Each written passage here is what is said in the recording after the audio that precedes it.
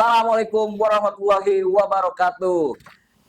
Halo guys, ketemu kembali bersama gua Andi Paker yang akan menemani di dalam acara podcast Bulu.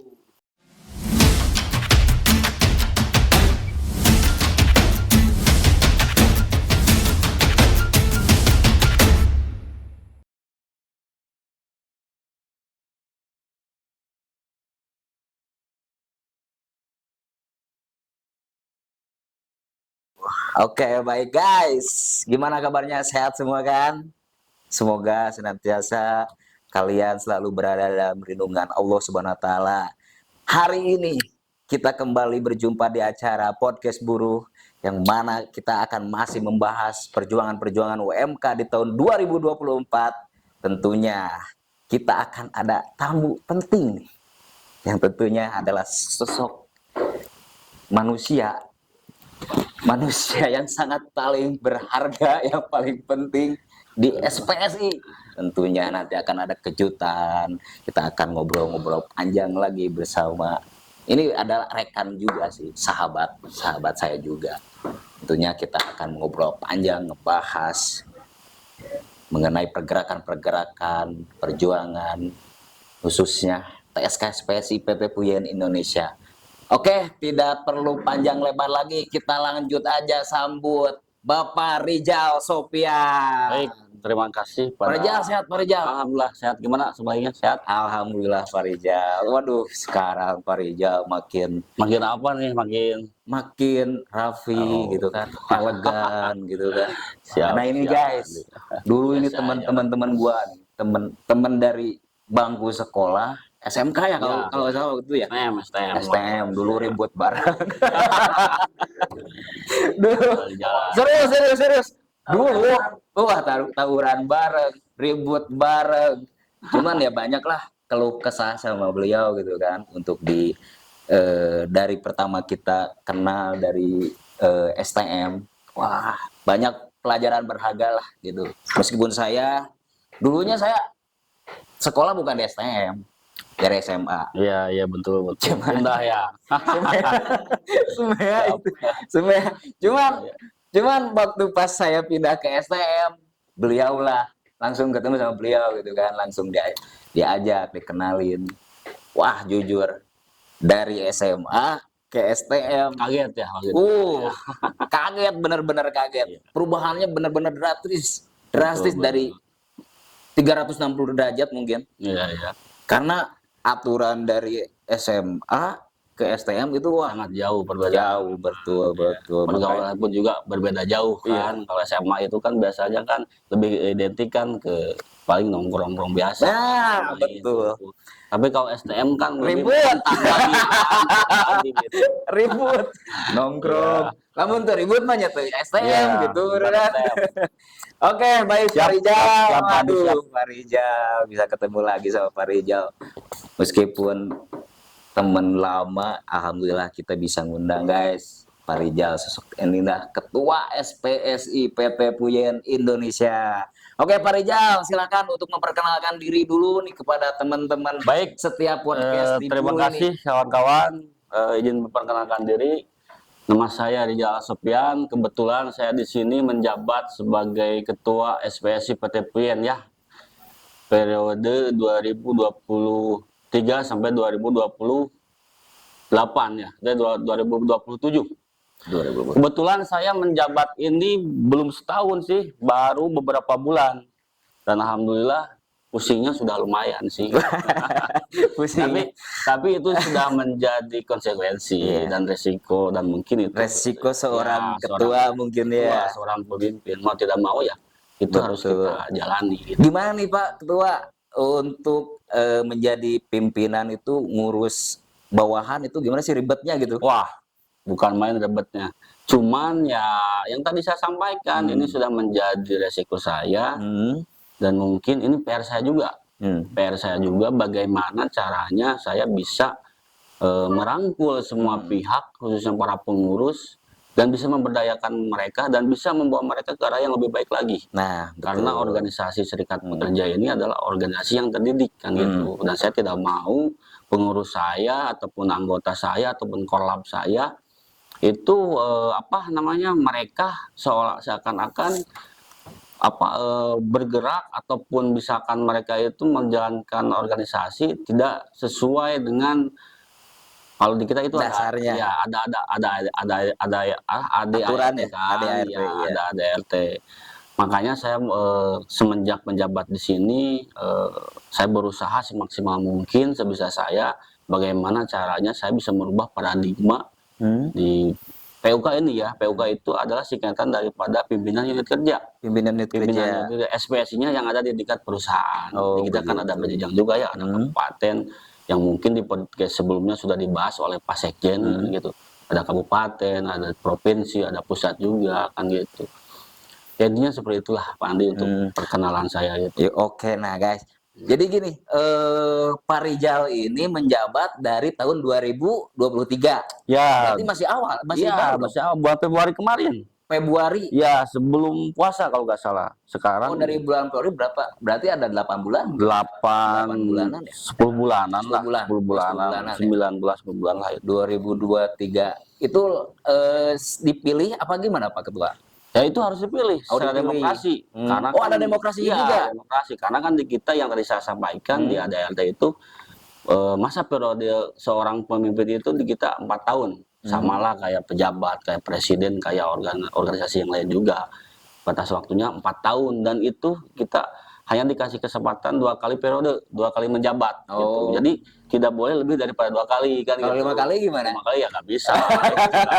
Presiden juga tidak boleh gitu. Tapi sekarang ada aturan baru, bisa 5 kali. Itu kan kalau presiden. Kalau kita mah kan nggak bisa. Untuk apa? Untuk memberikan kesempatan kepada yang lain, supaya generasi. Jadi biar yang lain pun juga bisa dan yang lain pun juga merasakan kan gitu. Karena kenapa dibentuk di kita? Karena di organisasi kita itu di SPSI semua bidang itu ada. Oh ada? Ada bagian-bagiannya. Jadi ada divisi-divisinya gitu.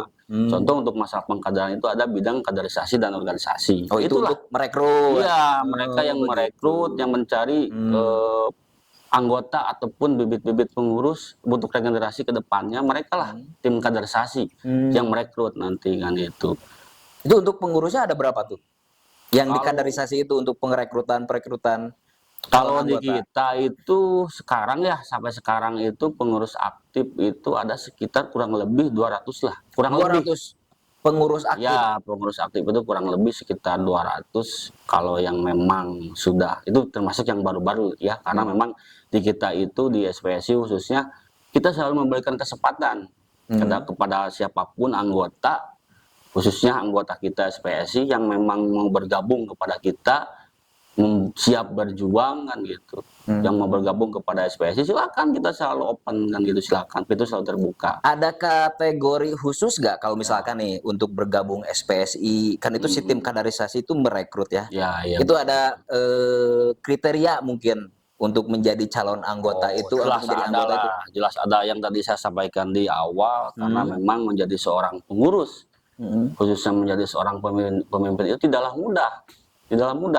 Karena memang ada beberapa kriteria ataupun ada beberapa aturan yang memang harus ditaati, harus dijalankan juga, dituruti juga. Karena kita itu kalau ibaratkan ini public figure. Ya, harus jadi contoh yang betul ya. Harus bisa memberikan contoh yang baik kepada anggotanya, harus bisa berkomunikasi dengan baik dengan siapapun, harus bisa bermitra dengan baik dengan siapapun.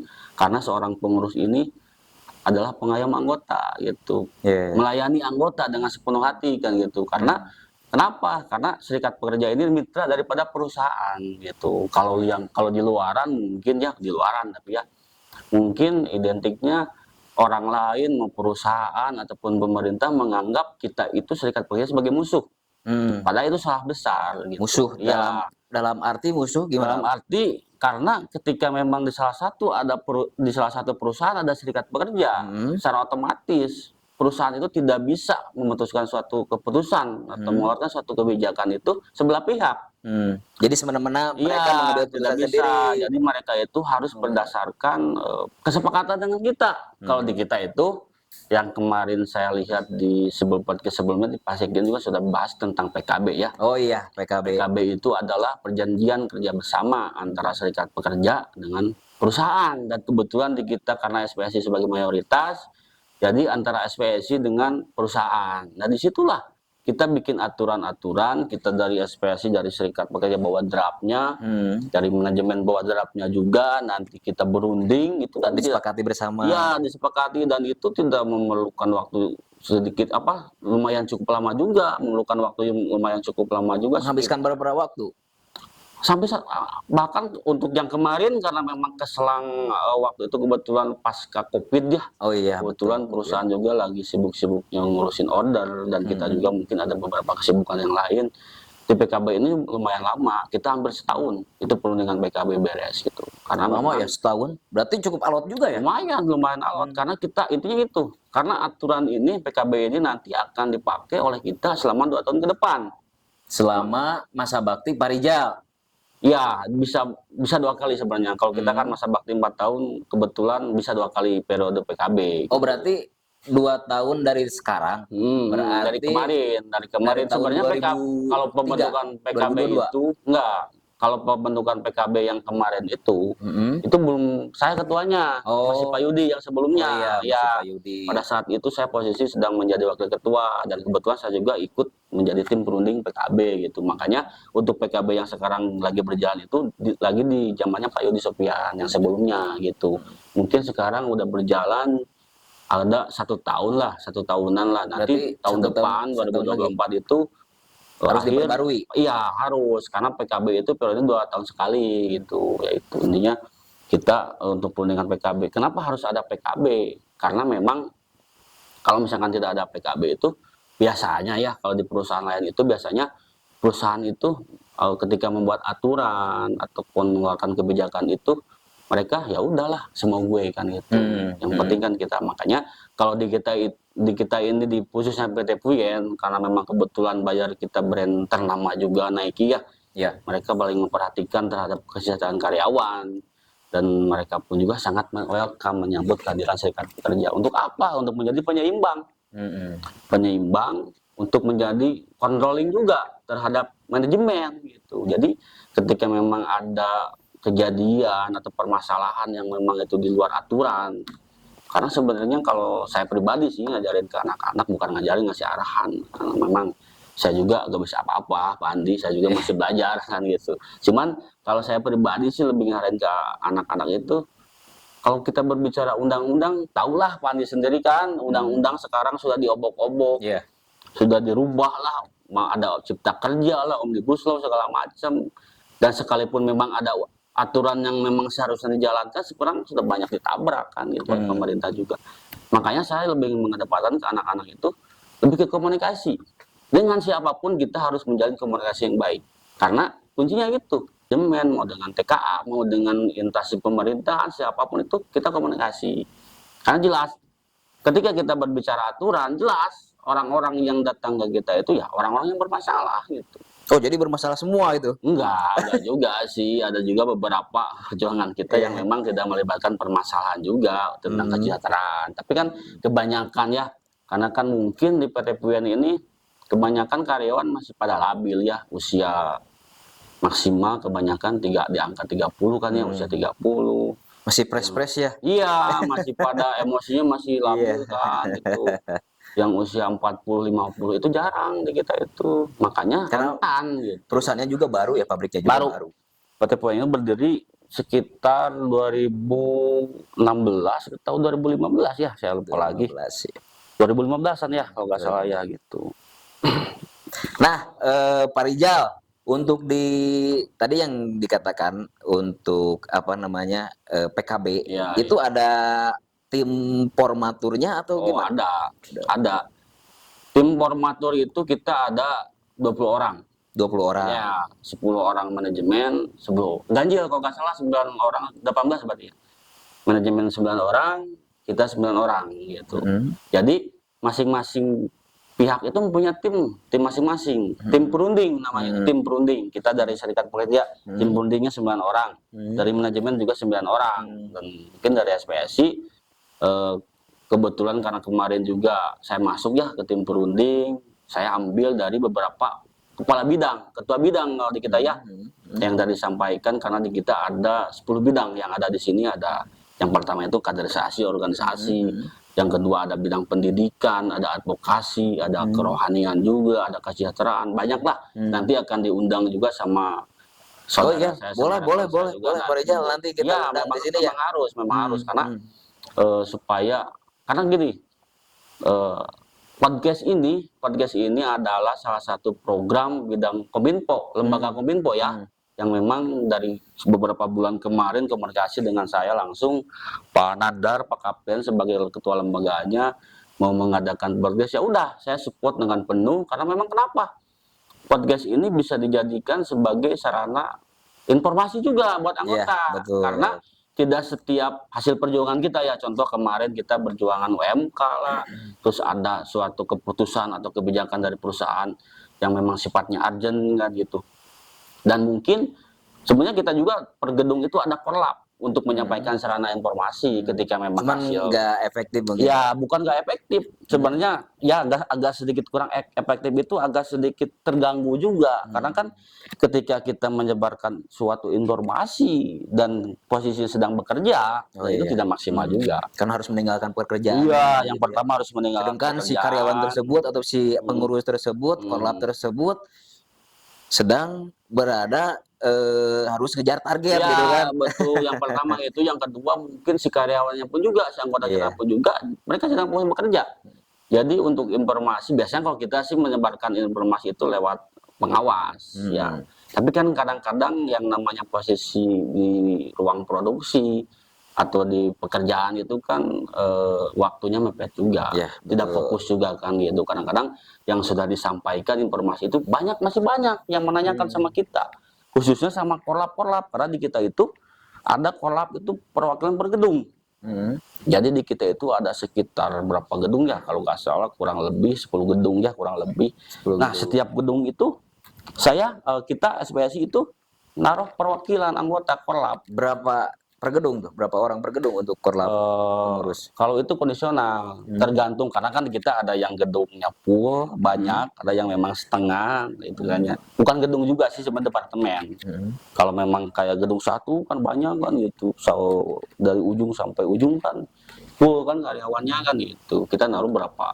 Menyesuaikan aja. Jadi setiap divisi atau departemen itu ada harus ada. Jadi setiap ada informasi langsung sampai ada berita-berita terupdate, khususnya isu perburuhan, ataupun misalkan ada informasi-informasi hasil daripada perundingan kita dengan manajemen, itu biasa di-share oleh mereka. Dan memang selama ini sebenarnya kurang maksimal, bukan kurang efektif, kurang maksimal. Masih ada beberapa yang memang bertanya-tanya lagi. Makanya kemarin kita ngobrol hasil daripada rapat, ada usulan dari lembaga Kominfo, kita bikin podcast, ya bagus. Saya sangat mensupport. Kenapa? Karena podcast ini adalah untuk menjadikan sarana informasi juga. Kalau misalkan kita lihat YouTube kan, lihat podcast.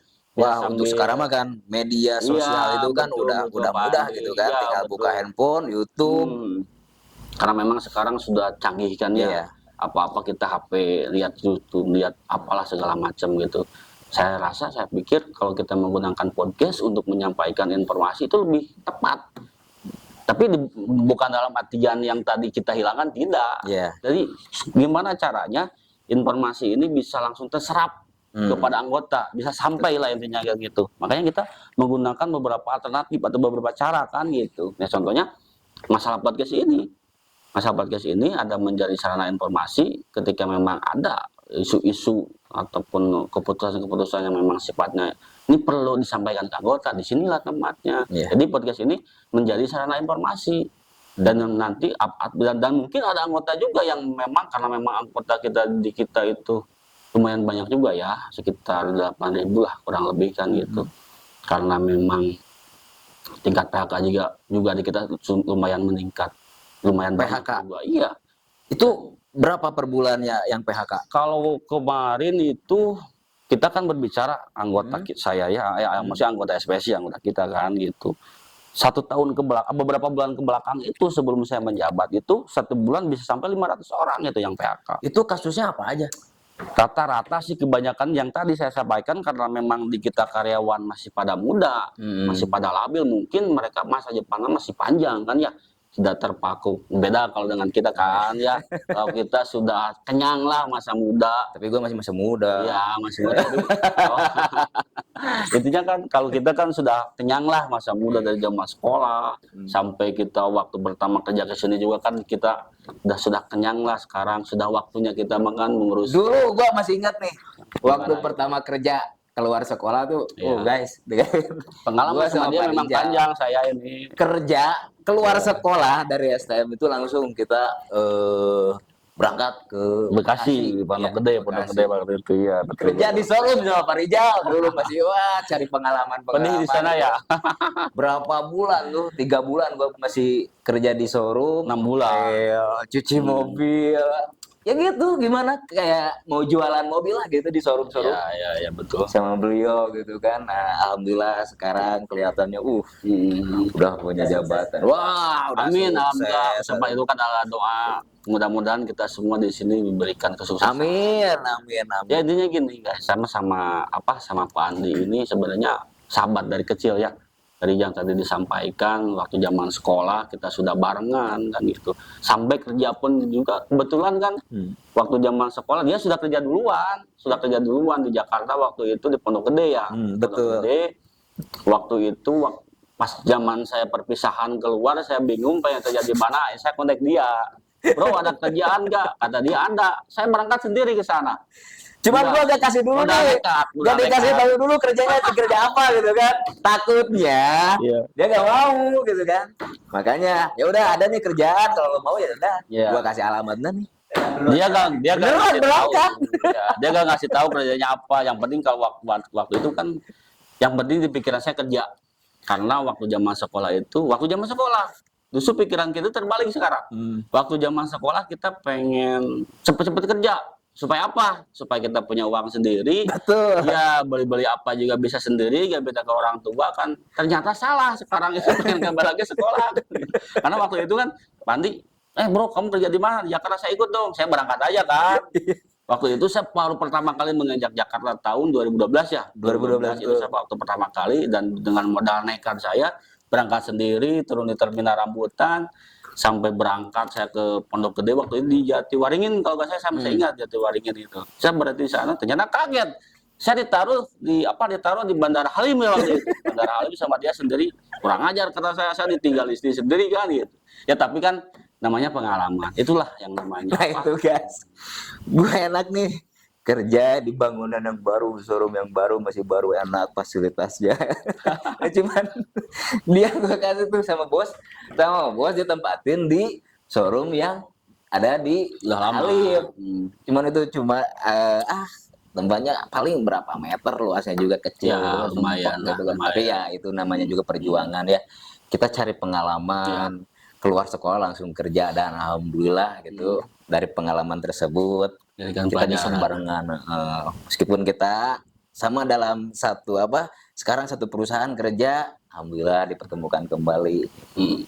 Iya, dan memang perjalanan itu tidak mudah. Betul, setuju, sangat panjang. Dan sebelum saya sampai ke titik ini pun juga itu tidak mudah gitu. Saya beberapa kali kerja waktu zaman Pak Andi sampai ke Bandung, ke Bogor, kemana, dan akhirnya kenapa saya memutuskan pulang ke sini? Karena kebetulan waktu saya masih kerja di Bandung, saya dengar kabar katanya di dekat rumah saya tuh, khususnya di sini di Sukasina, Cianjur, ada pabrik yang mau dibangun. Nah kebetulan karena saya sudah jenuh kan merantau, sudah lumayan capek karena pengen dekat ke rumah, pengen ngerasain nih. Akhirnya saya kerja ke sini itu. Oke, baik Pak Rijal. Nah, ada beberapa pertanyaan mungkin ya yang akan kita bahas, terutama di temanya masih sama untuk perjuangan UMK. Ya, siap. Karena saya rasa untuk perjuangan UMK 2024 ini memang sangat sulit. Mulai dari beberapa agenda pergerakan untuk aksi juga kan. SPSI tentunya lah kita udah beberapa kali kita aksi mulai dari tanggal 29-30 kalau nggak salah ya. Waktu itu 2 hari, terus ada lagi Tanggal 14. Ya, tanggal 14. Lanjut lagi, Nah, kemarin yang sebelumnya kita udah kita bahas sama di season sebelumnya sama Pak Sekretaris Sekjen Anwari, yang kita bahas itu untuk perjuangan upah 1 tahun ke atas. Nah, yang waktu itu ada agenda lanjutan lagi, katanya pimpinan dari SPSI Jabar itu diundang oleh PJ Gubernur di Gedung Sate tanggal 27 kalau nggak salah. Nah, momen inilah yang akan kita bahas. Siap. Momen inilah yang akan kita kita kupas tuntas sampai mana nih pergerakan untuk kaum untuk Serikat Pekerja mengenai UMK 2024 memperjuangkan upah di atas 1 tahun ke atas. Itu gimana tuh Pak Rijal untuk yang kemarin aksi tanggal 27? Jadi siap, undangan dari PJ Gubernur. Jadi gini ya, ini juga berdasarkan informasi ataupun yang memang, karena kebetulan saya Cianjur itu paling eksis ketika aksi kan ya, paling semangat paling semangat ketika berbicara aksi, pada semangat, kapan nih ketua kita aksi gitu.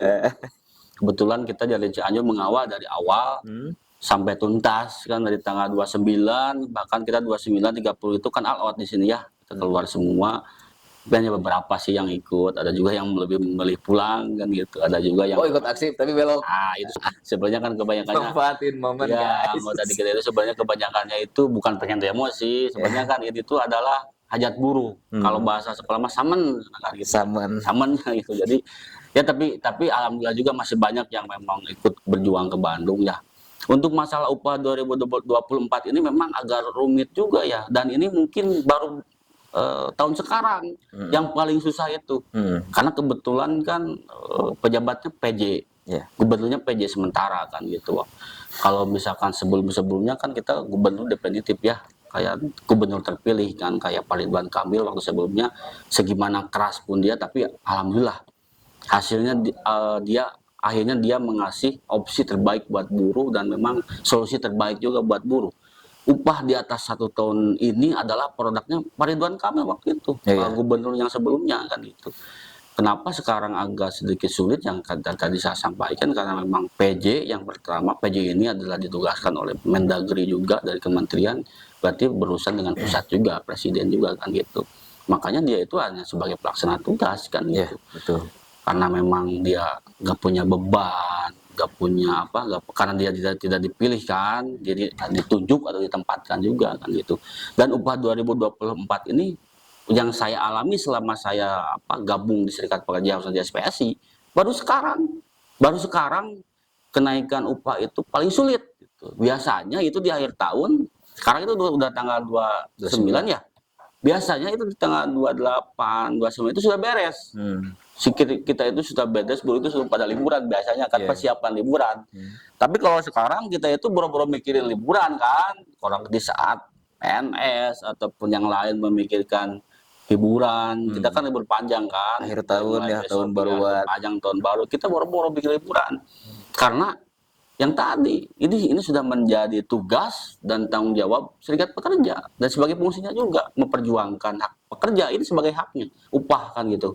Karena upah ini adalah fundamental gitu, yang memang wajib harus kita perjuangkan. Dan perlu rekan-rekan tahu, upah ini tidak turun dari langit sekonyong-konyong atau hadiah daripada pemerintah tanpa ada perjuangan dulu Iya, tidak bisa gitu. Upah ini harus diperjuangkan. Betul. Dan buktinya sekarang diperjuangkan, kita mati-matian dari kita aksi all out tanggal 28, 29, 2 hari, tanggal 14 kita aksi lagi berangkat, sampai sekarang belum ada hasil. Kemarin kita berjuang itu UMK. Karena UMK kita waktu itu kan kita dari awal perjuangan kita mengawal rapat pleno Dewan Pengupahan ke kabupaten. Dan alhamdulillah semua sepakat, dari mulai unsur Apindo, pemerintah, Serikat Pekerja, dan akademisi, semua sepakat. Yang rekomendasi 14% itu ya? Cianjur itu upahnya rekomendasi sekitar 14%. Tapi nyatanya setelah datang ke sana, ke Gedung Sate, ternyata upah ini diraih semua 0,5 kalau dinominalkan. Intinya ditolak mentah-mentah. Iya, ditolak. Kalau dinominalkan di kita itu sekitar 21.000 ya kalau nggak salah gitu, 21.000. Dan saya rasa ini bukan penghinaan ya, itu sedikit mungkin penghinaan juga buat kaum buruh kan gitu. Sebenarnya kita itu enggak neko-neko upah harus naik ataupun tidak pun juga gak jadi masalah. Tapi pemerintah bisa tidak mengatasi harga-harga bahan pokok atau kebutuhan, bisa tidak? Kalau misalkan upah tidak naik, ya berarti harga-harga juga jangan dinaikin. Betul. Sekarang yang memang dominan kelihatan yang signifikan naik kayak di beras kan ya. Beras itu terasa kan, karena saya nggak punya sawah bro kan gitu, saya masih beli kan gitu. Terasa kan gitu ya, yang tadinya 10.000 jadi 15.000 jadi 16.000. Iya betul. Iya. Karena sekarang kebutuhan pokok itu melambung tinggi. Iya, melambung tinggi. Gimana ceritanya kan gitu? Kita sebenarnya nggak usah berbicara. Makanya kan kemarin saya kebetulan kan Dewan Pengupahan juga ada perwakilan Pak Nandar sebagai lembaga Kominfo. Dari kita itu ada perwakilan 3 orang dari PU Gaya, ada Pak Peri, ada Pak Riki Rusmawan sebagai bendahara, ada Pak Nandar juga. Terus dari PC-nya ada Kang Rajib juga, perwakilan dari Dewan Pengupahan. Saya bilang ke mereka, sebenarnya Dewan Pengupahan ini fungsinya apa kan gitu. Sebenarnya saya mau tarik mundur mereka juga. Karena tidak ada fungsinya. Percuma kita beberapa hari mereka sampai gadang kan menyiapkan rumusan supaya memang mencari dasar yang memang tepat. Karena segala sesuatu itu harus ada dasar juga kan gitu. Mau naik upah juga harus jelas juga dasarnya. Saya bilang ke mereka, udah aja lah kita tarik mundur dari Dewan Pengupahan. Karena memang ketika memang kita berjuang di Dewan Pengupahan, tapi kan yang namanya perjuangan harus dilakukan kan gitu. Ya udahlah gak jadi masalah kan, saya juga ke mereka. Alhasil kan alhamdulillah rekomendasi kita Cianjur itu lumayan paling besar juga di Jawa Barat kan gitu, sampai 14%. Dan ternyata setelah datang ke gedung sate itu cuma di ACC 0,5% kan gitu. Itu sangat menyakitkan kan buat kita. Terus kita aksi lagi, kita rapat lagi di DPD juga, di provinsi, di kantor DPD Jawa Barat, di Lodaya, rapat lagi. Terus langkah kita selanjutnya mau seperti apa, sampai saya datang ke kantor PD, nomor Pak Ketum kan, minta arahan dan petunjuk. Langkah kita selanjutnya mau seperti apa kan, itu yang harus kita lakukan kan gitu. Ya intinya kan perjuangan ini masih panjang kan, perjuangan belum berakhir kan ya. Tugas kita itu hanya berjuang. Masalah hasil itu urusan yang di atas kan, Allah Subhanahu wa taala. Tugas kita hanya berjuang. Sampai-sampai saya sampai malam ke Bandung pulang kan gitu. Gimana caranya mencari solusi terkait masalah upah ini. Akhirnya mengeluarkan surat aksi lagi di tanggal 14 September kan gitu. Masih tetap gak mempan, bahkan sempat ada insiden juga kan ya. Aksi pada waktu itu di tanggal 14 lumayan agak ricuh juga kan gitu. Ricuhnya itu buruh sama buruh karena memang situasi sudah panas kan, kita seharian karena buruh memang lagi kecewa. Iya, kita yang pertama kita kecewa berat kan ya, kecewa banget terhadap PJ Gubernur. Terus yang kedua situasi kita capek, lapar, dan panas, dari udah panas kehujanan, emosi pasti memuncak kan gitu. Akhirnya mungkin ada salah satu oknum dulu yang memang terjadi gesekan dan akhirnya dibubarkan waktu itu aksi. Terus rapat lagi, mengadakan aksi lagi kan gitu. Selanjutnya tetap PJ Gubernur itu tidak merubah keputusannya. Bahkan dia bikin statement di beberapa media online kan gitu, bahwa dia tidak akan merubah keputusan apapun gitu. Akhirnya kita rapat lagi cari solusi gimana cara supaya naik kan. Untuk UMK ini sebenarnya sudah, karena memang sudah diberlakukan ya mulai pertanggal 1 Januari ini tahun depan itu UMK baru itu sudah dilakukan kan gitu. Makanya kita cari solusi lain. Masih ada nih harapan kita di sini, yaitu diupah di atas 1 tahun. SK Gub yang memang dikeluarkan oleh gubernur sebelumnya, yaitu Pak Ridwan Kamil. Ini sudah berjalan 2 tahun dan bahkan SK Gub ini sempat digugat oleh Apindo, Apindo Jawa Barat itu ke PT UN ya. Dan alhamdulillah berapa kali kita digugat, kita menang terus karena memang dasarnya jelas. Gubernur mempunyai kewenangan untuk mengeluarkan SK di atas 1 tahun ini gitu. Nah, yang jadi kita pertanyaan itu kan ya akhirnya kan kita berlanjut dulu ke perjuangan. Kemarin tanggal 2 berapa kemarin itu? Tanggal 27 kita berangkat ke dinas provinsi karena di situ ada rapat pertemuan Dewan Pengupahan provinsi juga kan sama dinas provinsi gitu. Kalau dari dinas provinsi itu sudah ada rujukan sebenarnya, dan dia mungkin mensupport kita juga pada PJ Gubernur untuk memikirkan lagi, mempertimbangkan lagi masalah UMK dan upah di atas 1 tahun itu, upah di atas 1 tahun ini. Dan ternyata tetap tidak mempan juga. PJ Gubernur tetap tidak mau merubah keputusannya kan gitu. Sampai kemarin tanggal 28 kita melakukan aksi lagi di Gedung Sate, tidak ada kan PJ-nya, tidak menemui perwakilan kita dari buruh kan gitu. Makanya sampai saat ini fenomena masalah upah ini belum beres, masih panjang perjalanan. Berarti untuk perjuangan UMK upah di 2024 itu sangatlah sulit ya? Sangat sulit gitu. Karena yang tadi saya sampaikan di awal, makin kesini buruh ini makin terjepit gitu. Karena memang dengan banyaknya aturan-aturan yang memang di luar akal gitu kan ya, kayak Cipta Kerja. Cipta Kerja itu kan dari produk Omnibus Law ya? Ya, Omnibus Law itu kan Cipta Kerja khususnya kan kita. Kalau Omnibus Law itu kan gabungan semua undang-undang, kalau kita kan khususnya ke Cipta Kerjanya kan gitu. Itu undang-undang yang memang saya rasa gak masuk akal kan gitu. Dan kita juga kan ya yang sebelumnya di season podcast yang lalu ya. Saya sebutkan Omnibus Law itu karpet merahnya investor. Iya, benar. Jadi pesanan para investor. Jadi ginilah loh kan.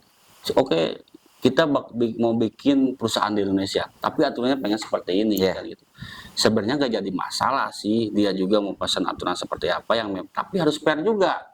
Kayak sekarang kan kemarin itu sebelum waktu di tahun 2019 kita demo besar-besaran kan di Cianjur juga, sampai berapa hari kita turun ke jalan, bahkan kita all out kan, long march dari sini ke DPR kan gitu. Semua seluruh Indonesia kita mengadakan aksi serentak kan. Alhamdulillah ada perubahan sedikit, tapi masih tetap merugikan kita kan gitu.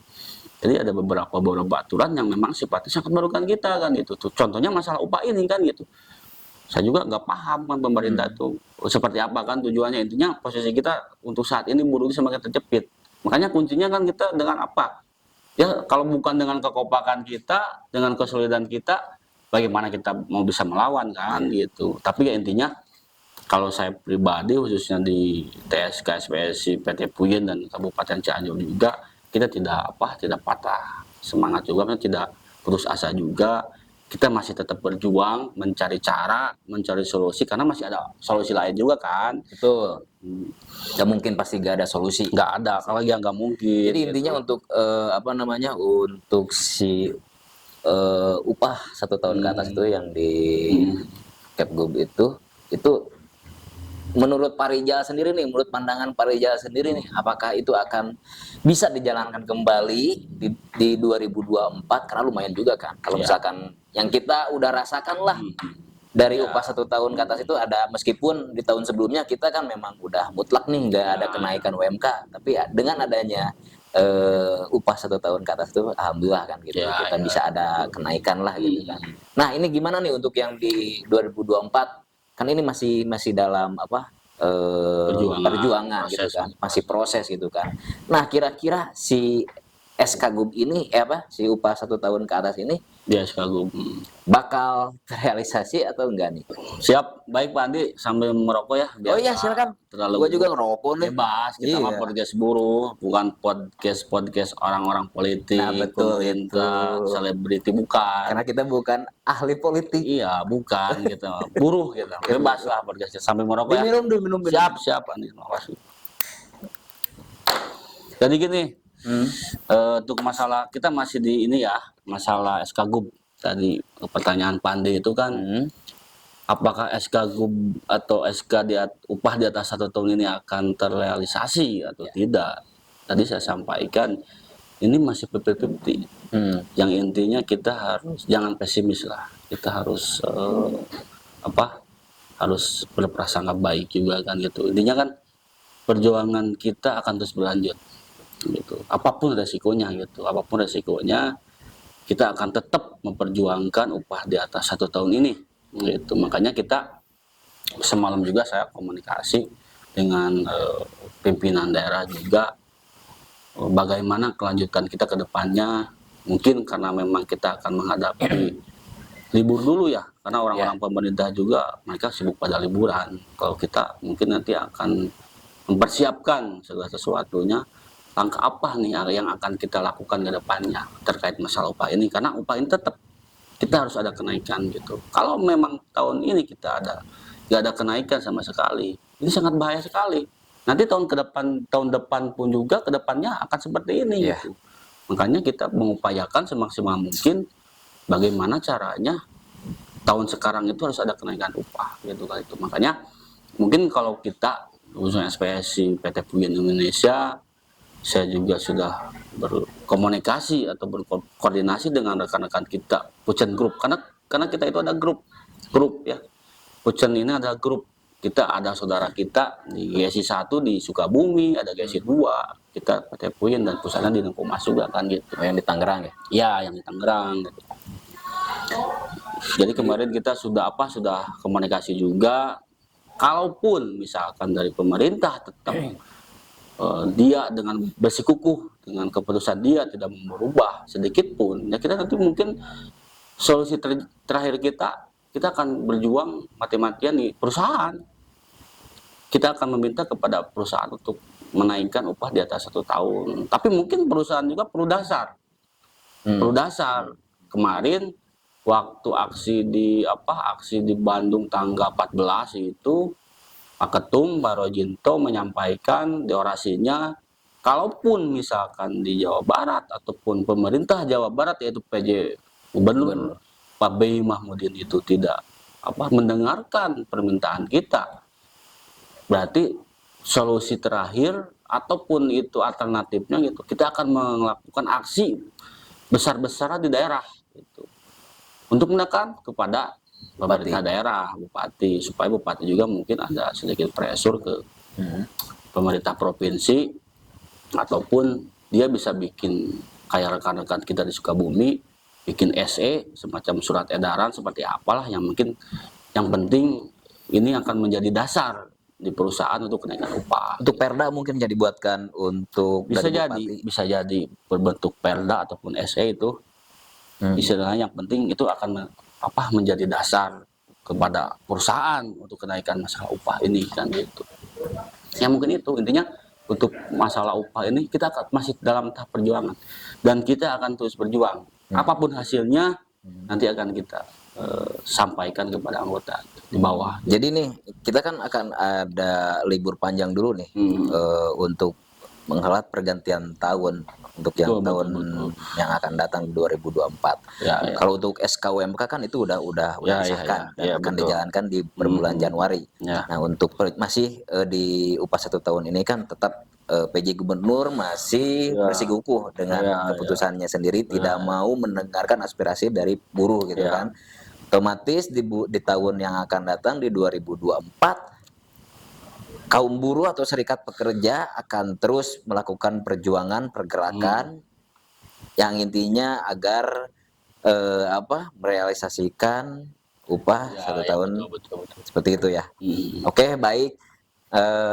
Jadi intinya kita jangan terlalu pesimis. Siap. Jadi kita support dan doakan terus untuk para pejuang atau pimpinan kita yang selalu intens terus untuk dalam pergerakan tentunya ya untuk UMK ini gitu kan. Karena buruh kalau nggak naik UMK itu kayak gimana gitu kan.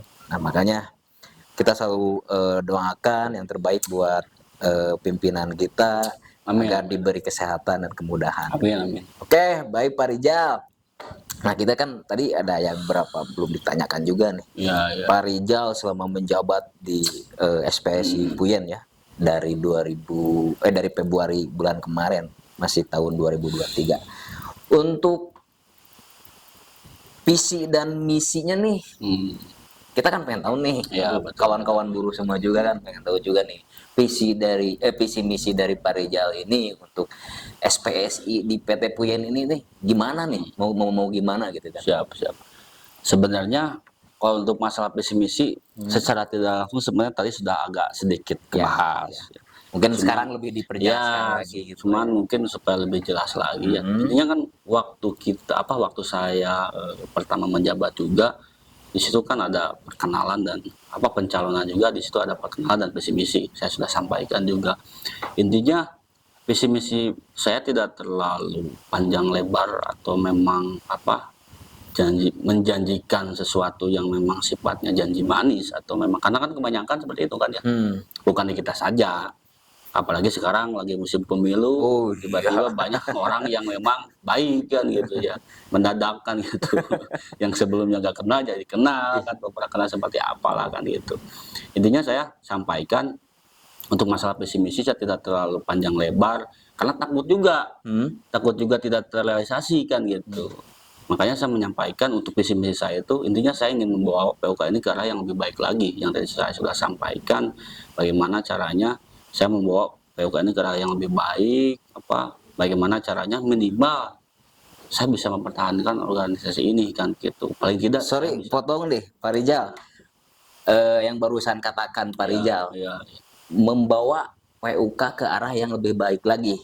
Nih ada yang harus saya tanyakan. Ya, siap. Memang sebelumnya PUK ini nggak baik? Enggak, bukan dalam artian nggak baik.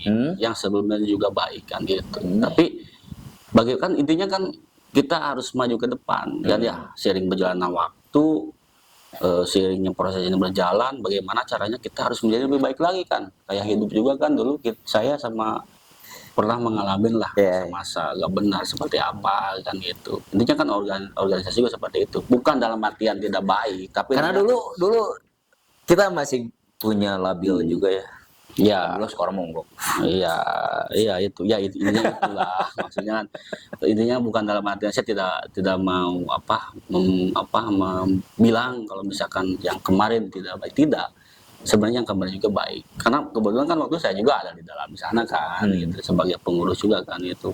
Tapi intinya bagaimana caranya kedepannya bisa lebih baik lagi kan gitu. Dari segi apapun kan gitu, dari segi program, kan, kegiatan, ininya yang memang bermanfaat oleh anggota dan bisa dirasakan oleh anggota juga kan gitu. Dan yang tadinya hubungan kita dengan beberapa pihak, dengan manajemen, dengan atasan atau leader-leader di bawah yang kurang baik kita perbaiki semuanya kan gitu. Orang-orang yang memang tadinya kurang kerangkul dirangkul lagi kan, gimana caranya, karena organisasi ini bukan milik saya pribadi.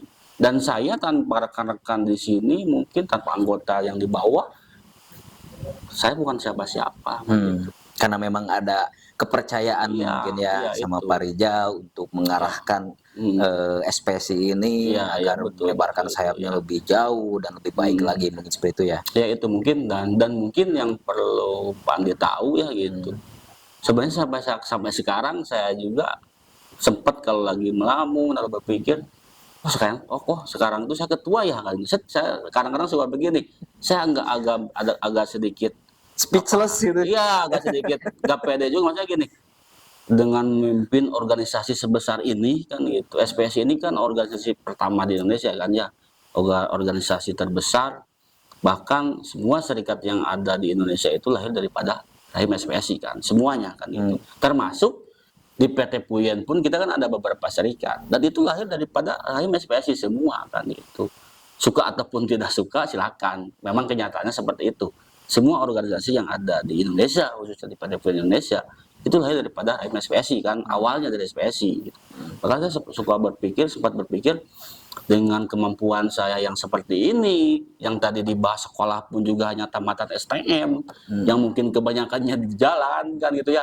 Pada waktu itu kan kita berangkat dari rumah sekolah. Nah, itu yang dinamakan takbir. Iya, berangkat dari rumah sekolah. Kadang-kadang kita di alun-alun, pokoknya kan di Dr. Toki, di Cikidang. Jadi kan sekolah itu cuma formalitas. Iya, formalitas karena waktu itu. Bahkan saya sempat berpikir saya tidak pede. Tapi saya berpikir bahwa saya gak bakal bisa nih, gak bakal mampu.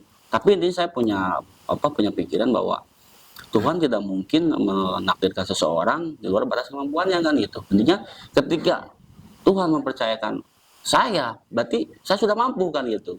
Dan intinya selama kita punya kemauan, selama kita bisa, insya Allah kan gitu. Insya Allah. Jadi sebelumnya terpikir nggak sih sama Pak Rijal ketika ya maksudnya yang tadi kan ada speechless gitu kan, merasa saya jadi ketua gitu kan, jadi ketua dari organisasi serikat ini yang paling jadi mayoritas. Ya, betul. Nah, pernah nggak terpikir sama Pak Rijal ketika pemilihan ini kan Pak Rijal itu kan secara dipilih demokrasi kan.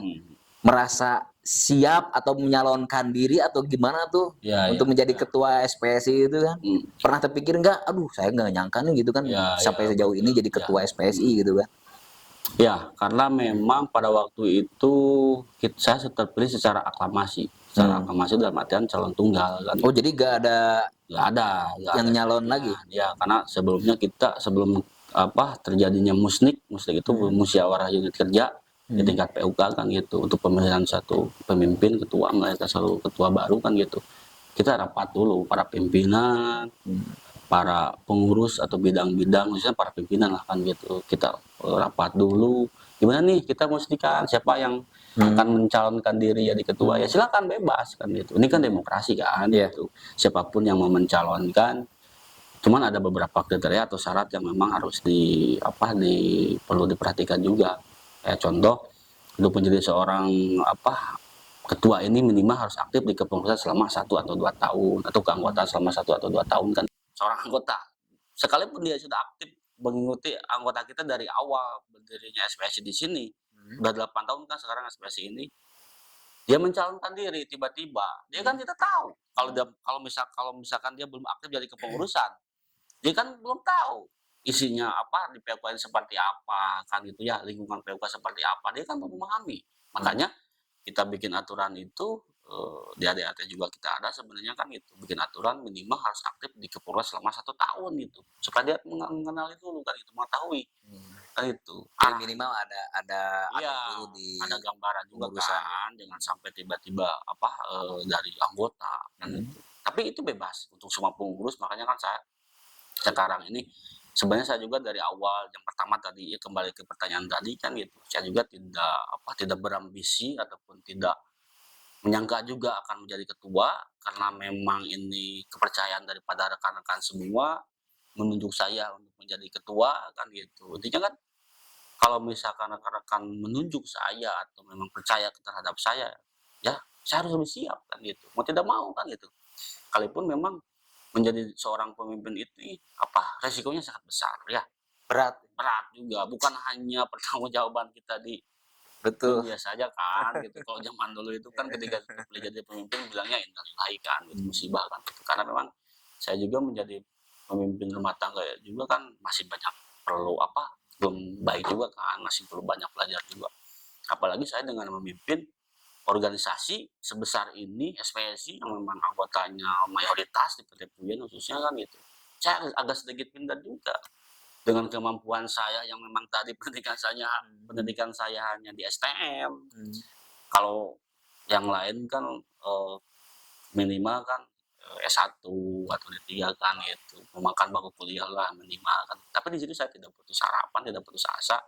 Saya mempunyai keyakinan intinya segala sesuatu itu tidak mungkin selama kita mau berusaha dan mau belajar kan gitu. Ya itu intinya ya. Iya, banyak juga kan yang kuliah, yang sarjana. Belum tentu bisa jadi mereka mau jadi ketua ya. Karena memang menjadi kriteria untuk menjadi seorang pemimpin itu tidak terpatok kepada pendidikan atau kepintaran saja. Jadi ada kriteria khusus yang mungkin memang sudah ada bagiannya ya. Kriteria khusus yang memang sifatnya kalau misalkan setiap pemimpin atau misalkan orang harus diperuntukkan untuk orang-orang pintar, mungkin banyak di Indonesia orang pintar yang gerung ya udah dia aja yang dipresidenkan. Tapi kan nggak seperti itu juga. Makanya ada salah satu kriteria yang memang tidak dimiliki oleh orang lain juga kan gitu. Intinya kan ketika kita menjadi pemimpin itu kita harus siap dengan segala konsekuensinya. Siap kita difitnah lah, kita siap diomongin di belakang kan kita. Iya. Nah, kemarin saya lihat di podcast sebelumnya, Pak Sekjen menyampaikan waktu zaman Covid kan gitu. Kita sempat dihadapkan dengan beberapa permasalahan yang memang dilema juga kan ya. Betul. Di satu sisi kita harus memikirkan keberlangsungan perusahaan, di satu sisi kita harus memikirkan status pekerja ataupun anggota kita juga kan gitu. Karena pada waktu itu kebetulan saya sebagai pelaku perundingan tersebut kan gitu, saya ikut juga perundingan tersebut waktu itu. Manajemen sempat kaget juga. Kita dipanggil kan sama manajemen, dia ngasih info bahwa di tahun 2020 ya 2019 ya, waktu itu dia menyampaikan bahwa karena memang COVID waktu itu kan internasional juga ya, mendunia, bukan hanya kita saja kan gitu. Karena memang kita ekspor kan, sepatu kita itu bukan dijual di Indonesia juga, yang jelas sangat berpengaruh juga kan terhadap ekspor atau penjualan sepatu juga. Dan dia lagi katanya kita harus ada, awalnya itu dia ngobrol harus ada pengurangan 6.000 orang. Saya sempat mikir 6.000 orang kan gitu. Waktu itu pada saat itu karyawan kita jumlahnya sedang 12.000 kalau nggak salah, 12.000 habis. Sampai itu kan setengahnya habis kan gitu.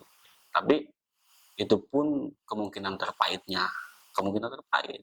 Kayaknya kan kita bersepakat dengan manajemen untuk mengadakan SPD khusus. Itu ada langkah-langkahnya ya, yang ada tepat itu ya, ada proses atau langkah yang memang kita beberapa kali perundingan, kita dengan manajemen memikirkan bagaimana nih supaya kita mendapatkan solusi terbaik. Manajemen juga merasa enak, kita juga merasa enak kan, khususnya pada anggota kan gitu. Akhirnya dia mengambil langkah itu SPD khusus, dan SPD khusus ini tidak ada paksaan, sukarela. Siapa aja yang mau berarti. Siapa aja yang mau, dan ketika yang tidak mau tidak usah. Jadi masih bertahan mungkin. Ya, bisa bertahan, dan bahkan tapi dengan target tujuan 6.000. Ya, pada waktu itu pertama 6.000. Ya, waktu itu kan memang target 6.000. Terus saya yang tadi saya sampaikan juga, saya sampaikan kepada semua pengurus sekolah untuk menyampaikan ke karyawan, ke anggota ke bawah, bahwa memang ada isu seperti ini nih, perusahaan kita sedang tidak baik-baik saja kan waktu itu. Akhirnya kan banyak juga kan anggota yang menanyakan, gimana kalau misalkan kita masih tetap bertahan, nggak jadi masalah, ayo kita berjuang sampai detik terakhir penghabisan, sampai nanti mau seperti apa perusahaan, tapi mudah-mudahan makan ada segera beres COVID ini, terus perusahaan bisa kembali normal, kembali baik lagi kan gitu. Dan juga ada beberapa yang lebih memilih untuk pengunduran diri itu tersebut karena mendapatkan pesangon juga kan gitu. Dan dengan akhirnya kita bersepakat, dan dengan kesepakatan di situ dituangkan ketika perusahaan kembali normal itu akan diprioritaskan untuk kembali bekerja di sini. Dan alhamdulillah kan sangat terbukti pada waktu itu kan gitu, setelah perusahaan kembali normal, dan target 6.000 itu ternyata tidak sampai gitu. Setelah waktu itu baru sampai di 3.000 kebetulan anggota kita kebanyakan kan gitu yang SPD.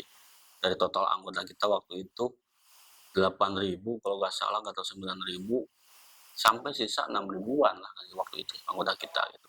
Akhirnya memutuskan seperti itu.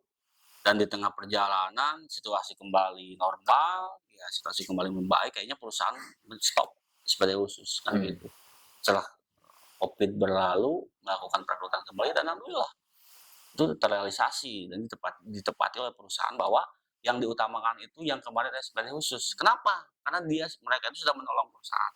Ya, di satu sisi dia dapat pesangon juga sih sebenarnya, dia dapat pesangon, bisa enak ya. Iya, dulu itu produk SPD khusus itu kita banyak yang caci maki, biasalah anggota kan gitu. Berarti waktu itu Pak Rijal masih belum jadi ketua ya?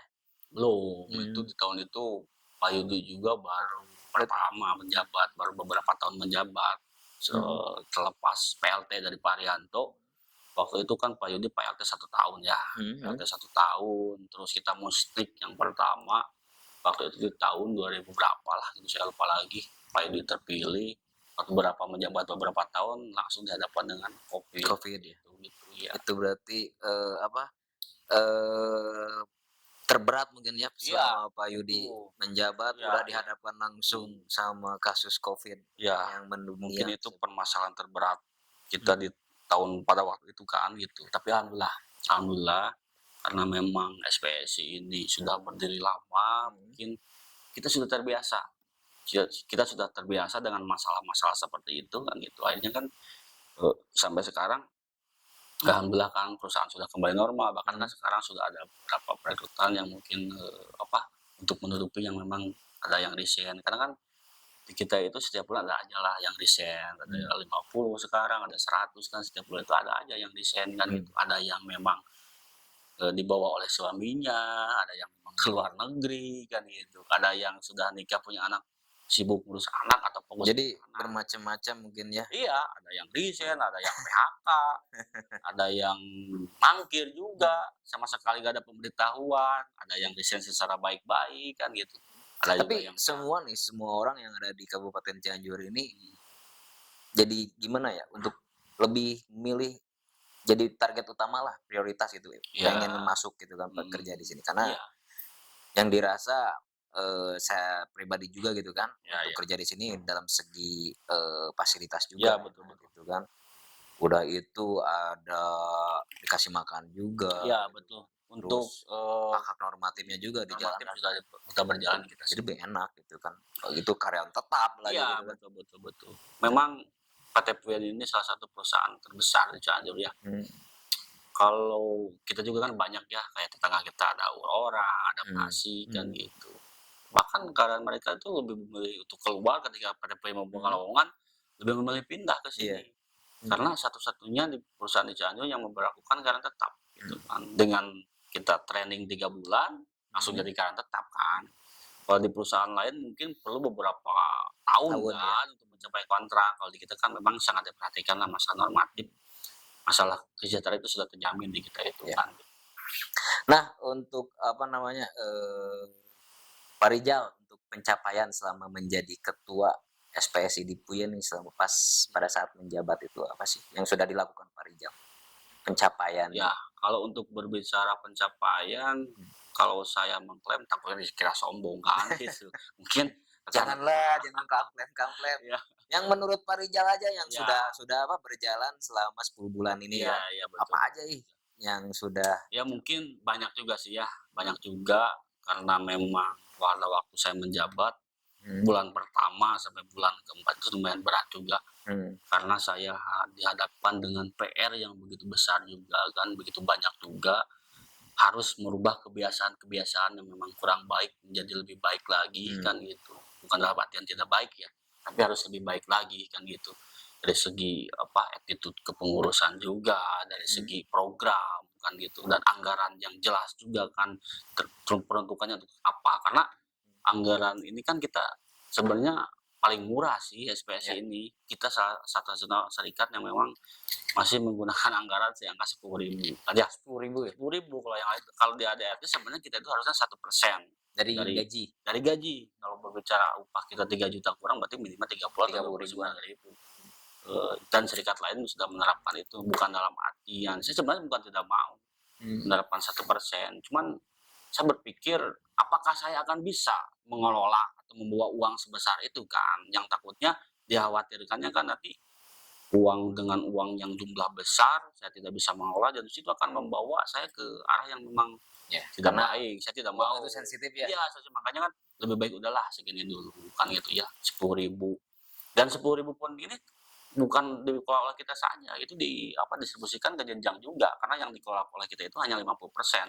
Kalau misalkan total cost kita sekitar 80 juta, berarti kita hanya berhak mengelola 40 juta kan gitu. Nah, yang sisanya uang kita kalau 50% ini kan gitu. Kan CWS itu dari anggota, oleh anggota dan untuk anggota. Makanya saya semaksimal mungkin gimana caranya kan gitu supaya CWS ini dirasakan kembali gitu ya, kan dikembalikan kepada anggota. Makanya saya bikin beberapa program baru juga. Apa aja tuh programnya? Banyak di kita itu. Sebenarnya dari kita kalau masuk ke anggota SPSI ini dari awal lahiran gitu ya. Lahiran kita ada program LP3 itu materi. Jadi itu kalau untuk anggota? Untuk anggota, khusus untuk anak anggota kan. Kita kasih santunan. Itu namanya visit uang suka yang kita kasih. LP3 itu yang mengurusnya kan gitu. Terus ada mengkitanan anak anggota kita lahiran, kitanan sampai menikahnya juga. Amit ya, kalau sakit sampai meninggal pun meninggal ya, semuanya ada. Menikah, kita ada semuanya gitu. Jadi makanya itu yang tadi saya sampaikan, bagaimana caranya uang ini bisa dirasakan lagi oleh anggota gitu kan. Itu yang program sebagian program gitu kan. Ada juga program waktu itu kan kita belum ada KTA, sudah ada ya KTA, tapi karena memang belum tertib juga administrasinya, makanya sekarang kita perbaiki kan gitu. KTA itu kartu tanda anggota. Jadi wajib sebenarnya setiap anggota itu harus memiliki KTA. Ya, itu gratis ya. Makanya kemarin saya kebetulan KTA ini yang diurus langsung oleh bidang awal lembaga Kominfo juga. Kemarin waktu awal tahun itu saya fokus ke belanja kebutuhan kebutuhan organisasi, khususnya PUK kantor. Kita beli beberapa unit komputer, beli motor juga kan gitu, sampai mobil komando, terus beli kamera, beli segala macam lah kebutuhan. Mobil komando itu buat demo. buat ya kalau misalkan demo kita gak usah sewa kan gitu. Biasanya kan kalau sebelum kita punya mobil pribadi itu kita sewa gitu kan ya. Kalau sewa kan lumayan mahal juga, dan kalau misalkan mau ini kan lumayan juga bisa dimanfaatkan oleh anggota. Siapa saja boleh bisa pakai. Maksudnya dalam artian bukan dalam artian bisa pinjam kuncinya langsung pakai. Ketika memang ada anggota ataupun pengurus yang memang bisa membutuhkan, kayak contoh misalkan Pak Andi mau pindahan lah, mau kemana. itu pick up ya? Pick up, mobil pick up mau pindah, tinggal kontak aja, ada PIC-nya itu. Kita ada PIC-nya, tinggal langsung nanti kontak aja. Jadi pembelian mobil tersebut dari hasil uang iuran anggota hasil iuran, gitu. Semua daripada hasil iuran gitu. Makanya dan mungkin rencana saya juga di tahun depan gitu, kalau memang sebenarnya saya itu kalau memang upah ini naik, saya juga ada rencana ingin menaikkan sedikit iuran itu. Iurannya. Ya, dari 10.000 ke ya maksimal di angka 15.000 lah. 15.000. Itu. Tapi karena memang upahnya belum naik, saya tidak mau ya. Tidak mau karena memang ada bahasa kenapa iuran serikat lebih mahal daripada kenaikan upah, kan tidak mau kan. Apalagi 21.000. Iya, makanya itu kalau memang nanti kita berhasil perjuangan kita berhasil minimal ada minimal kita ada kenaikan 100.000 lah gitu. Kita naik 5.000 wajar lah itu, karena memang uang COS ini bukan buat saya pribadi juga kan gitu, bukan buat pengurus juga kan gitu, tapi buat anggota lagi. Kedepannya saya ada rencana menaikkan. Kenapa saya ada rencana untuk menaikkan COS itu? Saya tidak terlalu mau besar-besar juga. Saya ingin membeli ambulan juga. Ambulan? Ya, ambulan untuk anggota, karena memang ketika ada yang kecelakaan. Banyak kecelakaan? Banyak. Setiap hari itu di kita ada yang kecelakaan kan. Itu di pekerjaan atau gimana kecelakaannya? Kalau kecelakaan kerja itu jarang, tapi rata-rata itu laka. Kebanyakannya lalu lintas kan. Kadang-kadang mereka mungkin ya. Biasanya itu sering terjadi di arah berangkat kerja. Terjadinya itu karena memang mungkin buru-buru ya, ada kesiangan juga, posisi macet gitu kan gitu. Akhirnya kan sering terjadi kecelakaan, dan pulang juga rawan, itu sangat sekali rawan. Apalagi mungkin yang rumahnya jauh kan. Berarti itu ada timnya juga ya? Ada. Nah, itu yang tadi saya bahas itu salah satu program tadi kan uang suka ya. Uang dukanya ada. Kayak misalkan ada yang sakit, minimal kita sakit misalkan 1 minggu. Gitu. Iya, ada anggota yang sakit udah 1 minggu, dicek gitu, benar gak sakit gitu. Nanti dari tim ketiga akan home visit. Itu dapat berita si anggota tersebut dari mana itu? Iya kan, yang sakit? Ya, yang tadi. Jadi setiap lupa saya sampaikan. Jadi kita itu setiap gedung ada grupnya. Ada grup. Ada grup selain daripada korlap yang sebagai korlap masing-masing gedung, kita ada grup juga. Makanya gitulah peran dan fungsinya grup anggota gitu. Ya, peran dan fungsinya pengurus ataupun korlap itu di situ. Berarti di grup itu ada juga ya, misalkan ini ada anggota nih yang sakit, misalkan ini betul, ada anggota yang bermasalah. Ya gitu. Ada. Biasanya gini, saya mewajibkan kepada seluruh pengurus ataupun korlap. Misalkan Pak Andi itu pengurus di gedung 3 kan gitu, atau di gedung 1 kan gitu. Minimal Pak Andi ini harus mengetahui semua anggotanya, dan harus dikenal semua anggotanya, harus mengenali semua anggotanya. Setiap hari makanya kan pagi-pagi mereka bekerja seperti biasa kan, pengurus memonitoring kan gitu, memastikan cek ke lain ini, misalkan ini orang ini kok gak ada, tanya ke pengawasnya kan gitu. Jadi orang ini kok gak ada, dia nggak masuk sakit atau seperti apa kan. Memang kita menggali informasi kan gitu.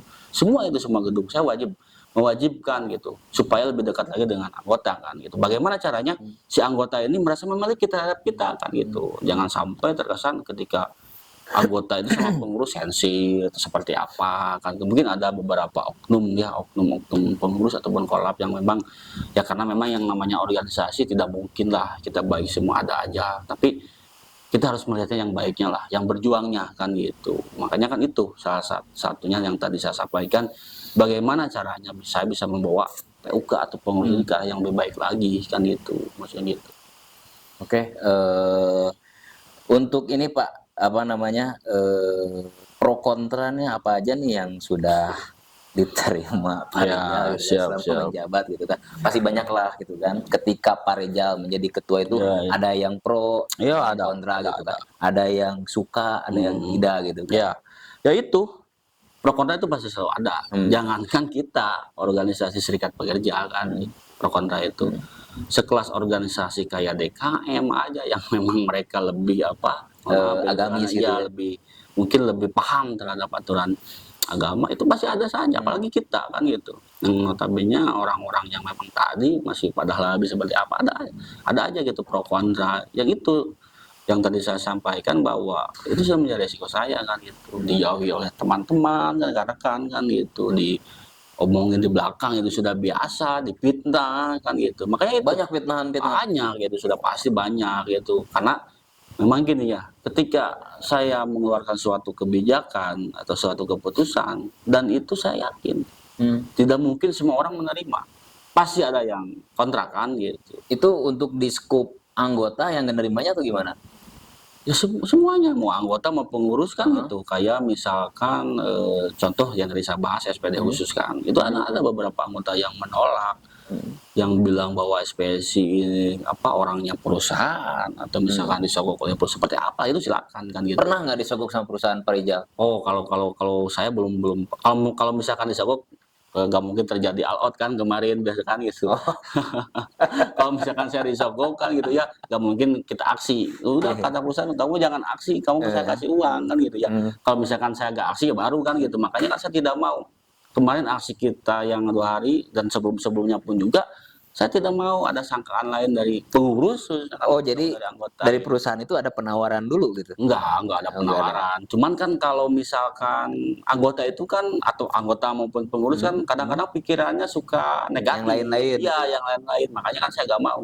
Tapi kan itu juga kan kadang-kadang di momen itu kan dimanfaatkan juga oleh pesaing-pesaing kita, bukan pesaing sih, rekan-rekan kita dari serikat lain juga kan. Kadang kan jadi gini ya, kadang-kadang ketika memang ada isu yang memang kurang mengenakan, itu kadang-kadang di bawah itu di gembor-gembor atau misalkan Goreng, ya digoreng kan gitu, dibawa-bawa SPSI ABC segala macam kan gitu.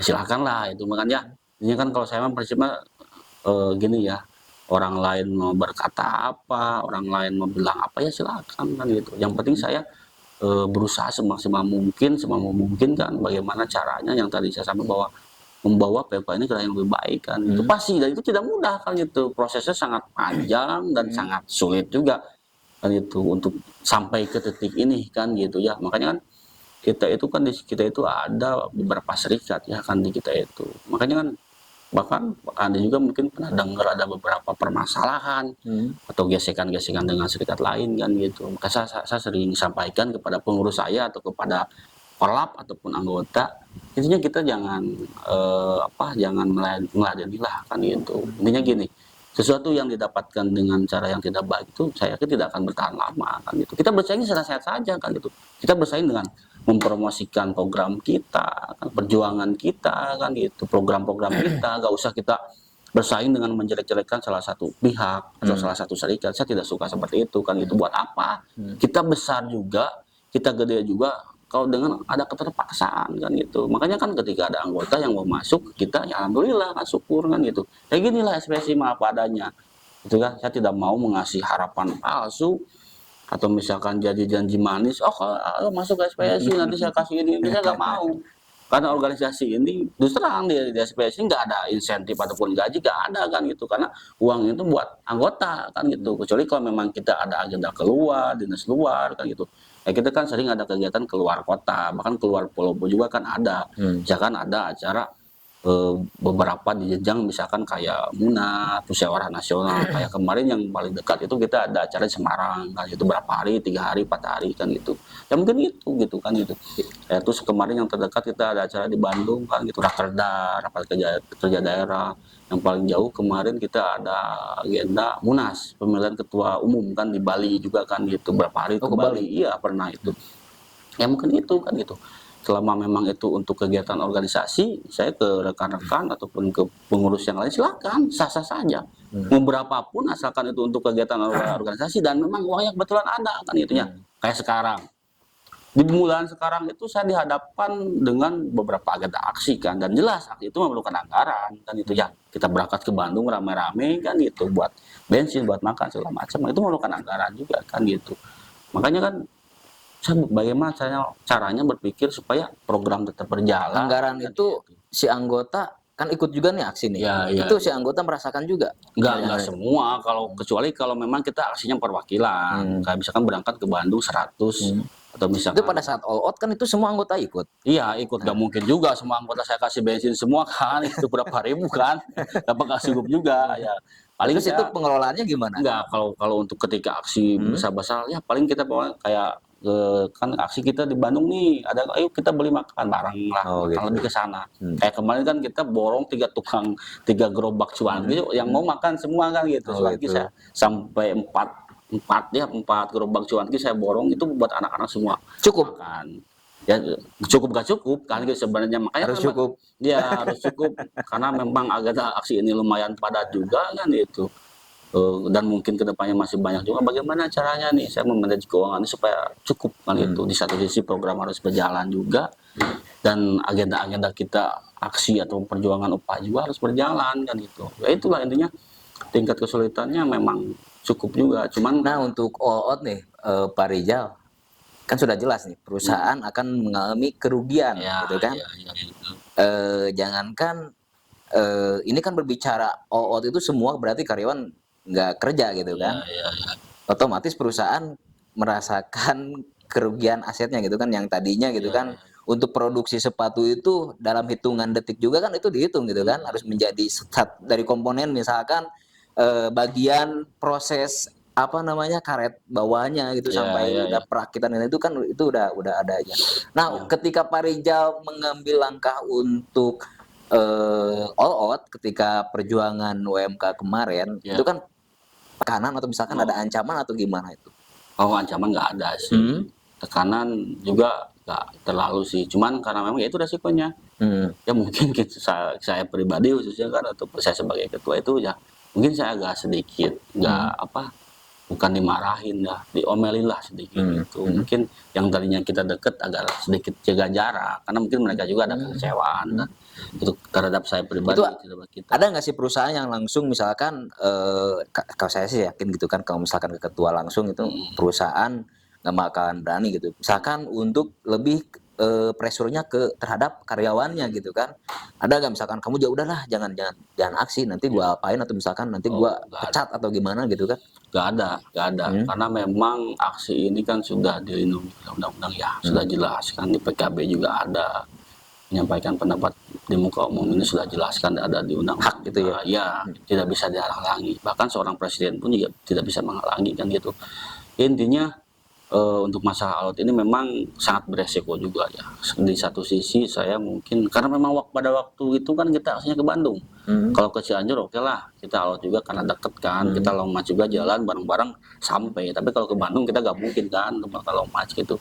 Beresiko juga kan. Yang pertama mungkin resikonya itu tadi, perusahaan mungkin kalau memang kita terus-terusan all out, kita juga harus memikirkan juga nasib perusahaan seperti apa. Iya, bisa-bisa tuh bangkrut perusahaan kalau misalkan. Iya jelas, karena memang banyak juga kan beberapa perusahaan yang bangkrut juga kan gitu.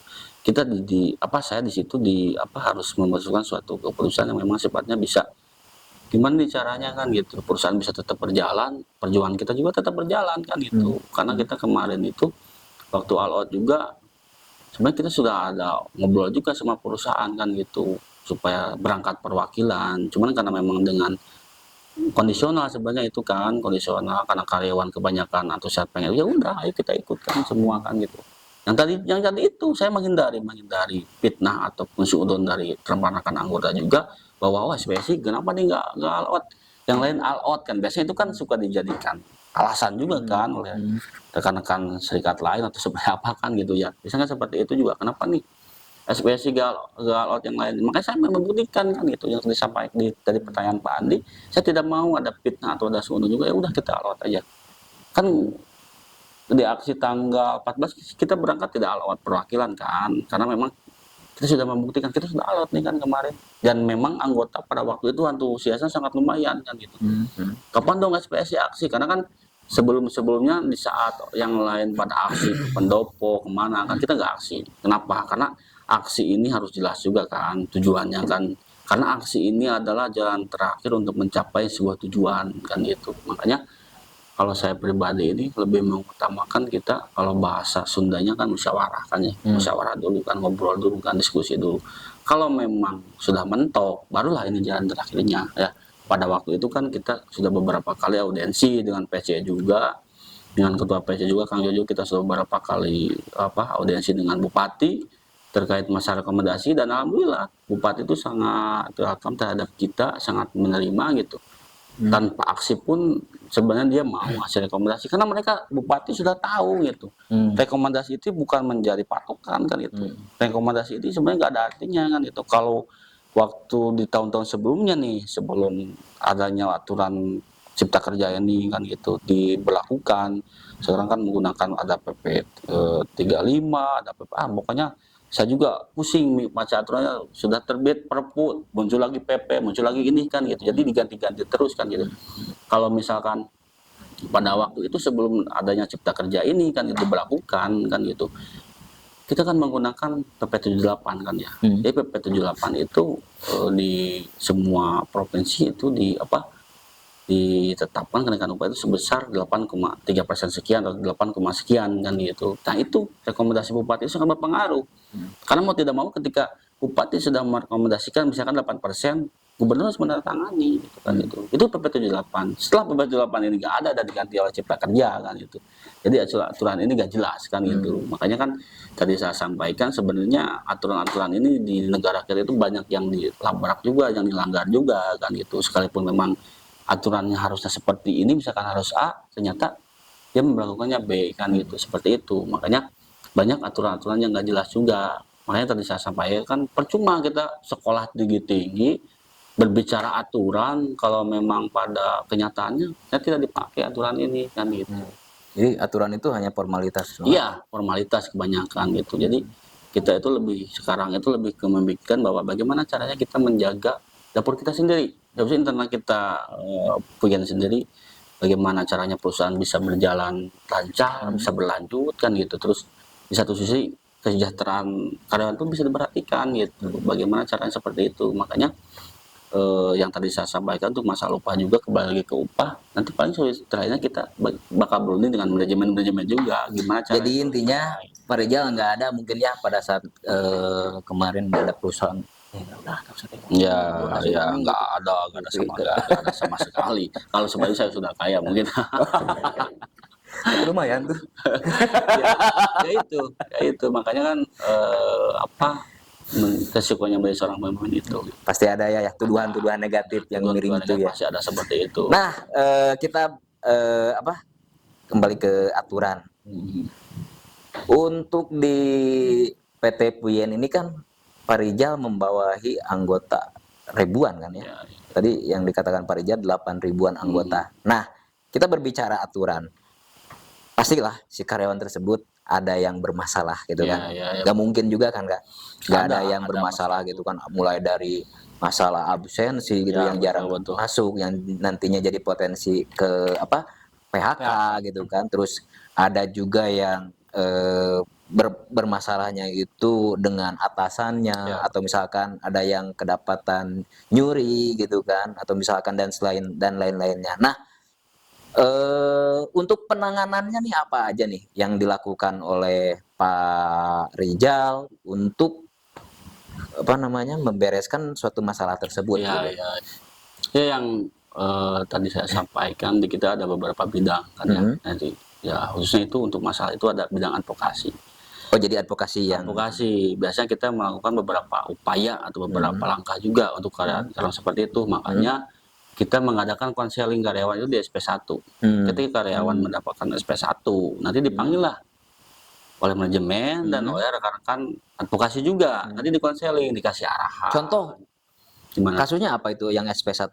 Misalkan dia itu nggak masuk kerja berapa hari misalkan, atau misalkan dia itu melanggar SOP kan itu SP1. Ya dipanggil nanti sama perusahaan. Terus sama kita juga dikonseling dikasih arahan. ya semacam inilah, oh kamu kok bisa kamu nggak masuk 2 hari kan gitu, terus kamu kok bisa melanggar aturan ini, alasan seperti apa, lebih ke curhat kan, sharing kan.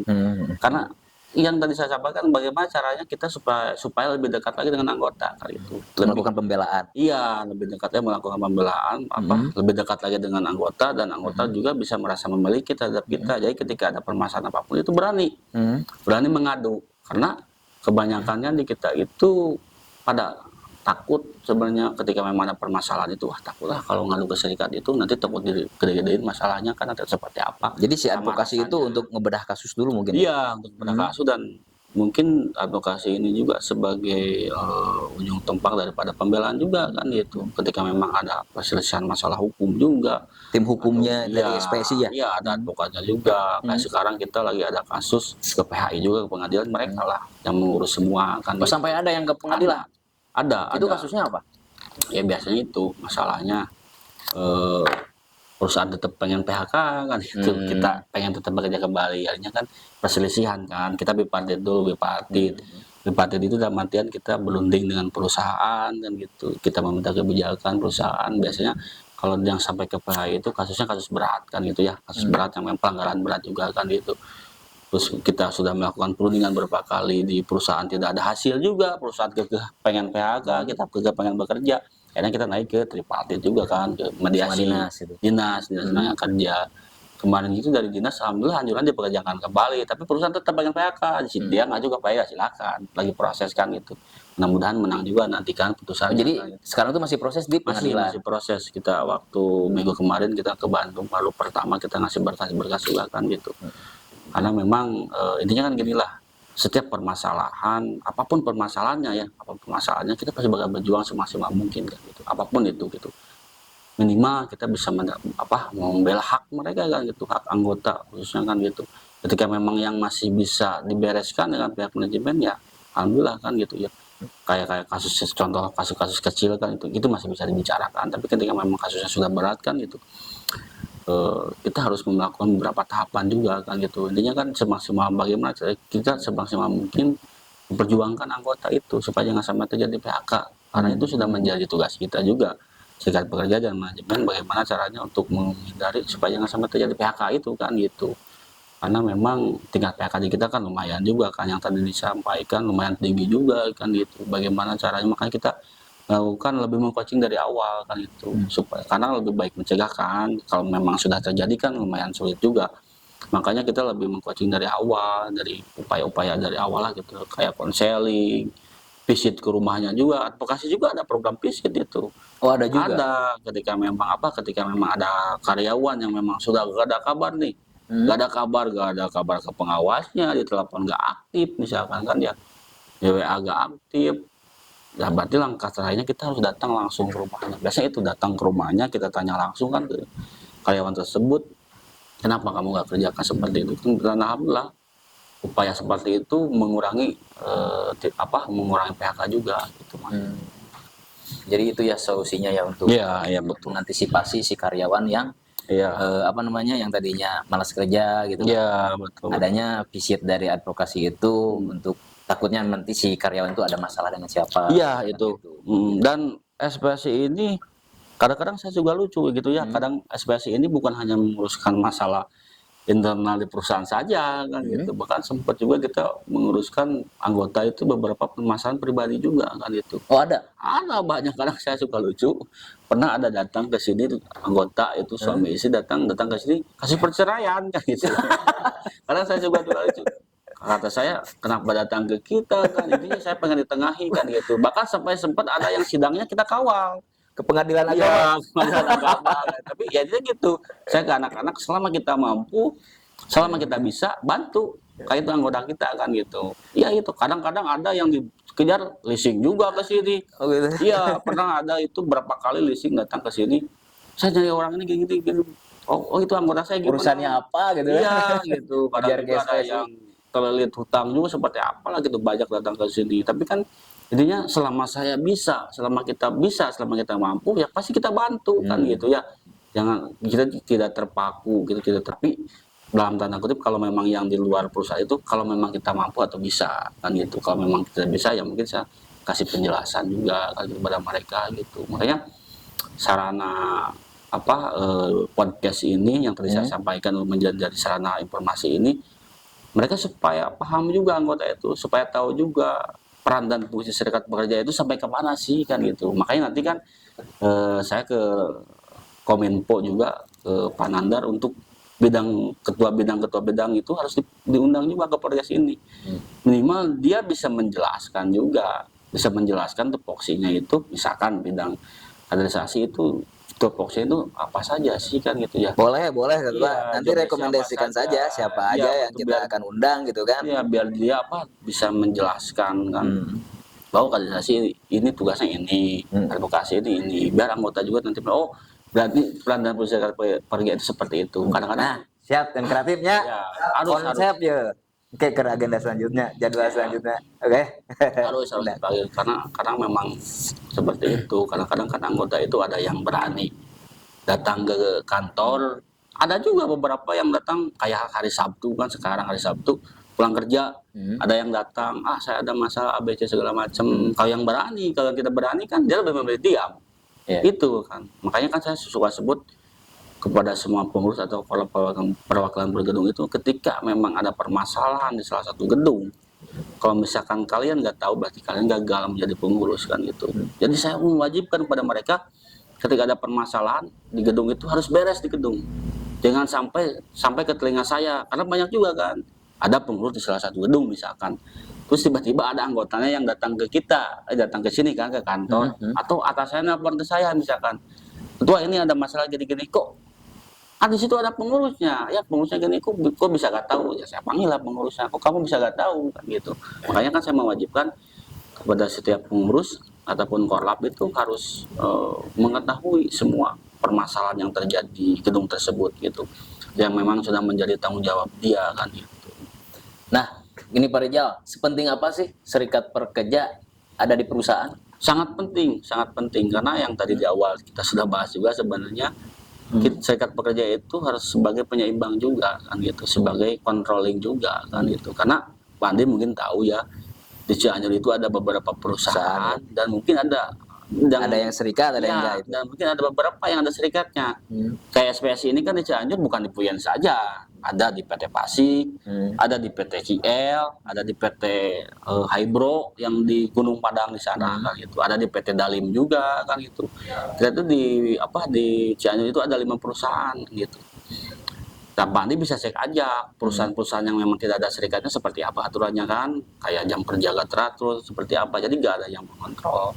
Tapi ketika memang ada serikat pekerja yang tadi saya sampaikan, apalagi sudah ada PKB, mereka tidak bisa mengeluarkan suatu kebijakan atau memutuskan suatu kebijakan itu sebelah pihak. Jadi harus atas dasar kesepakatan dengan kita gitu. Karena kita harus memikirkan ketika kita mau buat satu produk atau satu aturan ini efektif atau tidak, melanggar aturan atau tidak kan gitu. Oke, berarti untuk hadirnya serikat pekerja di perusahaan itu sangatlah penting. Sangat penting sekali. Nah, yang tadi katakan Pak Rijal, di Cianjur ini kan ada SPSI-nya itu bukan di Puyen aja, Ya, kan? betul. Ada 5 perusahaan. Nah, bahkan untuk di Cianjur ini kan banyak juga perusahaan. Kenapa enggak? Misalkan setiap perusahaan itu ada serikatnya gitu. Karena kan itu untuk memperjuangkan hak-hak pekerjanya gitu kan. Yang tadinya banyaklah, katakan di Cianjur itu ada perusahaan-perusahaan yang tidak menjalankan hak normatifnya gitu kan, untuk dari status kepegawaiannya juga kan nggak seperti di Puyen gitu kan, yang outsourcingan gitu, ada yang harian gitu. Nah itu yang sangat miris lah gitu. Kenapa itu bisa nggak kalau misalkan SPSI gitu berdiri di perusahaan tersebut gitu kan? Ya itu salah satu program kita, karena kebetulan saya di kepengurusan PC juga ya. Itu salah satu program PC juga, bagaimana caranya kita bisa masuk ke perusahaan kan gitu. Mungkin ada beberapa tingkat kesulitan. Kalau untuk Puyen karena memang semua kesejahteraan kita sudah dijalankan. Terus aturan-aturan pun juga sudah dijalankan kan gitu, dan termasuk karena memang brand kita, brand ternama juga Nike juga, dia sangat welcome juga terhadap serikat pekerja. Kalau di Puyen itu sangat mudah untuk serikat, makanya kita banyak serikat kan gitu. Tapi ketika kita berbicara perusahaan lain kan gitu, yang tadi saya sampaikan ada beberapa perusahaan mungkin ya itu sangkaan saya tapi nggak tahu yang menganggap kita serikat pekerja ini adalah musuh kan gitu. Kenapa? Karena memang yang tadi itu kalau kata kasarnya mengangguk-angguk kan gitu. Ketika ada serikat pekerja itu dia segala sesuatu harus berunding dulu, gak bisa main langsung aja kan bikin peraturan seperti itu kan gitu. Kalau misalkan di perusahaan lain, contoh misalkan ada di perusahaan kayak Aurora itu kan kontrak kan ya. Kalau kontrak itu memang agak sedikit kesulitan juga kita buat mendirikan serikat pekerja, karena kontrak ini kan beda dengan karyawan tetap kan gitu. Kalau karyawan tetap ini kan ketika mau PHK itu ada beberapa tahapan atau proses yang harus dilakukan juga kan gitu. Tidak bisa kamu nggak pakai kerja langsung PHK, nggak bisa. Ada SP1 kan, SP2, SP3, bahkan sampai SP terakhir kan di kita itu kan gitu. Jadi perlu beberapa proses yang harus dilalui juga kan. Tapi ketika memang berbicara kontrak, mau tidak mau ketika memang dia sudah gak kepake atau memang dia sudah dibilang membangkang ke perusahaan, ya mau tidak mau tinggal dihabiskan aja kan kontraknya. Makanya tinggal kesulitan itu. Dulu pernah kita di Aurora, bahkan SPSI ini pertama hadir di Cianjur itu Kang Jojo yang bawa itu ketua PC yang sekarang itu di Aurora. Karena memang kontraknya itu. Jadi sekarang nggak ada? Nggak ada sekarang, tapi kita lagi berusaha lagi bagaimana caranya kita bisa masuk lagi ke perusahaan-perusahaan di Cianjur yang mungkin perusahaan besar juga kan gitu, supaya bisa masuk lagi ke sana gitu. Nah untuk langkah Pak Rijal nih untuk SPSI sendiri nih ya, agar menjaga keberlangsungan di perusahaan, untuk menjaga harmonisasi itu gimana sih? Ya itu mungkin lebih ke bagaimana caranya kita harus bisa menjaga hubungan yang harmonis, dinamis dan berkeadilan dengan perusahaannya itu. Komunikasi kan gitu. Bagaimana caranya kita bisa menjaga komunikasi dengan pihak perusahaan kan gitu. Karena yang tadi, jadi setiap permasalahan itu kita selalu pelajari dulu kan gitu.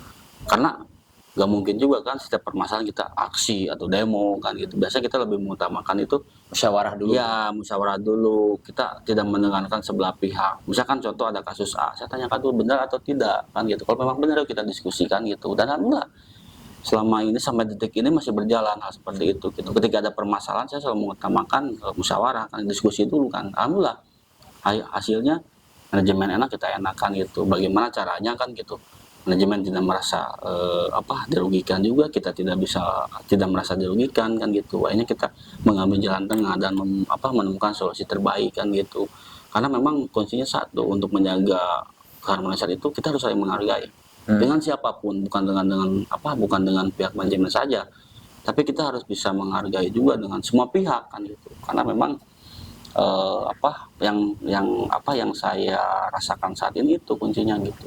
Kita harus bisa saling menghargai dan harus bisa menjaga komunikasi. Jangan sampai terjadi miskomunikasi, itu saja. Itu ya, paling penting itu komunikasi. Ya, komunikasi sama saling menghargai. Oke, Pak Rijal, mungkin berbincangan kita ini sudah panjang lama juga ya, gak kerasa. Udah sampai 2 jam gitu kan. Ini makin seru juga karena mungkin kita terbatas juga. Ya, sebelum kita akhiri di podcast Guru ini, apa nih motivasi Pak Rijal menjadi ketua itu apa gitu kan?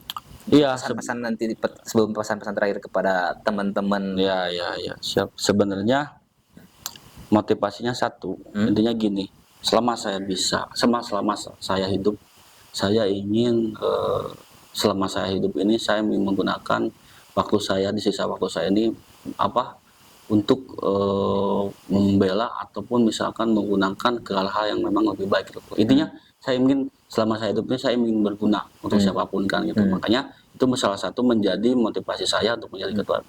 Saya ingin mengabdi gitu kan, ingin mengabdikan diri, karena kalau berbicara kita itu kan yang namanya ibadah itu maksudnya nggak perlu sholat sebenarnya kan saya menerima, karena saya belum bisa sempurna dalam hal itu. Ya minimal kita bisa membela orang lain, memperjuangkan orang lain semaksimal mungkin semampu saya gitu kan ya, selama saya bisa kan. Ini intinya saya ingin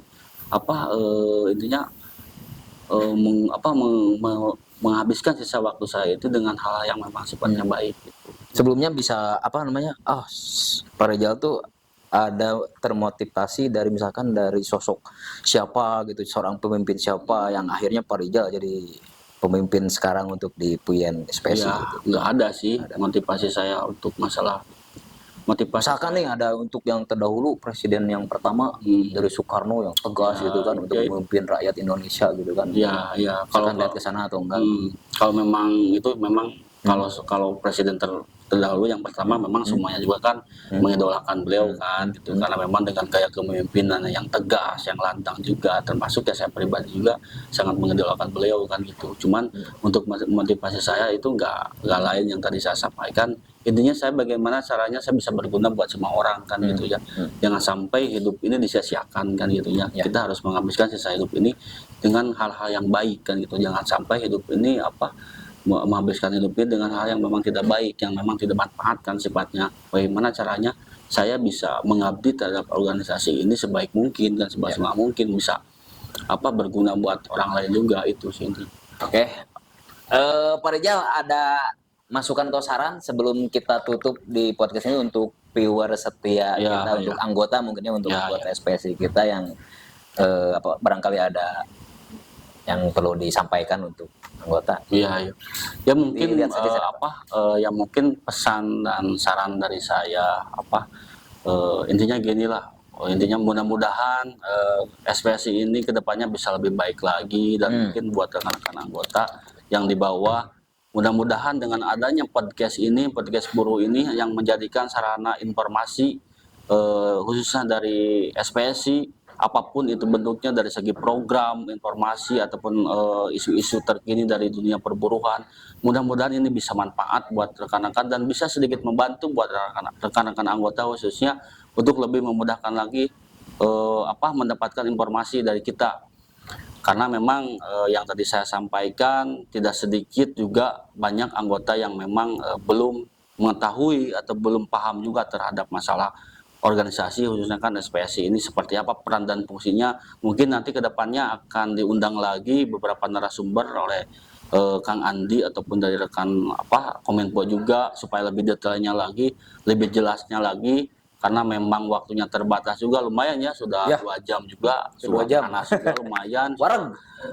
Udah lumayan kering juga ya nih kan gitu, ngobrol dari tadi kan gitu. Saya juga tidak membahas, sebenarnya masih banyak. Masih banyak. Mungkin nanti di season selanjutnya lah kita ngobrol-ngobrol lebih panjang lagi sama Pak Rijal. Sebenarnya masih banyak yang ingin saya bahas, kupas tuntas di sini, karena takutnya kan nanti jadi ngambang juga kan. Ya, mungkin nanti kita lihat nanti komenan atau seperti apa yang memang harus disampaikan, seperti apa kan gitu, yang memang nanti yang kurangnya, karena mungkin saya juga manusia, ada lupanya juga kan, apalagi kan ketika berbicara podcast seperti ini, sekalipun memang podcast buruh santai, tapi kan kadang-kadang kita suka lupa apa yang saya sampaikan. Tapi mudah-mudahan kedepannya saya bisa sampaikan semuanya apa yang memang nanti akan saya sampaikan, karena memang waktunya mepet juga kan sekarang gitu. Sebenarnya masih banyak Pak Andi yang ingin saya bahas kan gitu. Oke, siap Pak Rijal. Nah gitu guys, untuk penyampaian di podcast season hari ini bersama Ketua SPSI PT Puyen Indonesia. Sebelum kita tutup, jangan lupa nih guys, di share, like, komen, dan juga tentunya harus di subscribe karena ini nanti akan biar lebih kita semangat lagi untuk podcast ini. Dan juga sebelum penutup, kita akan memasuki hari libur nih guys. Jadi untuk yang mau libur panjang dan juga tahun baruan, tetap hati-hati, dan yang mau perpergian juga tetap hati-hati. Nah, untuk Pak Rijal ada untuk disampaikan untuk siap untuk semua kawan-kawan anggota, khususnya semua karyawan, selamat berlibur tahun baru ya. Mudah-mudahan di tahun depan kita bisa lebih baik lagi. Untuk yang berlibur, hati-hati di jalannya, jaga kesehatan, jangan sampai nanti liburnya kebablasan gitu. Ya intinya mudah-mudahan di tahun depan kita bisa lebih baik lagi lah. Oke, siap. Makasih Pak Rijal atas kunjungannya, untuk waktunya di podcast buruh hari ini. Oke guys, saya Andi Parker pamit undur diri. Jangan lupa terus pantengin di channel SPSI PT Puyen Indonesia ya, untuk nanti kita tayang. Dan juga nanti saksikan terus untuk di season selanjutnya. Sampai jumpa. Assalamualaikum warahmatullahi wabarakatuh. Hidup buruh! silent, I